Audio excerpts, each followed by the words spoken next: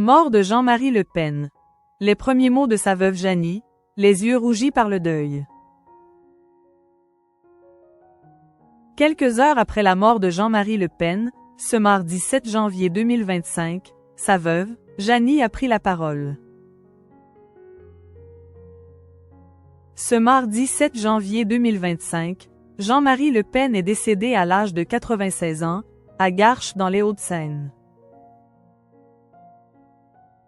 Quelques heures après son décès, Janie Le Pen, sa veuve, a accepté de témoigner au micro de BFM TV. Et c'est avec une grande émotion que la seconde épouse de l'homme politique a évoqué le décès de son mari. « Je me sens pas bien. C'est très dur mais je vais essayer de réapprendre à vivre sans lui, dans notre maison que j'adore », a-t-elle indiqué.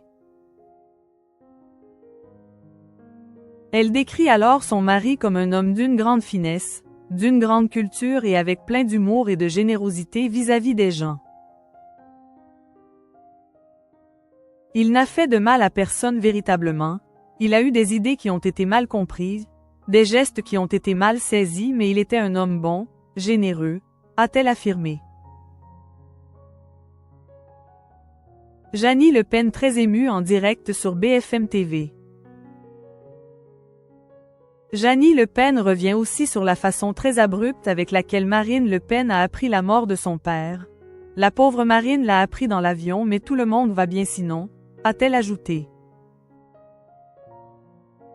En effet, la femme politique était dans l'avion qui la ramenait de Mayotte lorsqu'elle a appris, par une dépêche AFP, que son père était mort. Depuis le décès de Jean-Marie Le Pen, plusieurs membres du clan familial ont pris la parole. À l'image de Marion Maréchal, qui rend hommage à son grand-père. Daddy, ne t'inquiète pas. La mission que tu m'as confiée il y a 13 ans avec ta lettre, je ne l'ai pas oubliée. Je tâche depuis de relever cette mission, écrit-elle. Hommage de Marion Maréchal à Jean-Marie Le Pen. La nièce de Marine Le Pen dévoile alors de détails très intimes.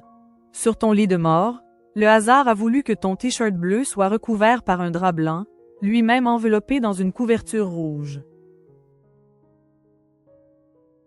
Oui, même dans cet ultime instant tu ne te seras pas départi des couleurs nationales que tu chérissais tant.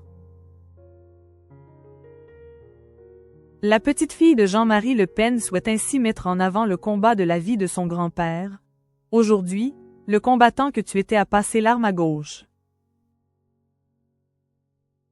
Je souhaite que tu puisses retrouver là-haut ta chère Jeanne d'Arc, la sainte patronne que tu as choisie pour éclairer ton combat politique, tes vieux copains d'Indochine et d'Algérie.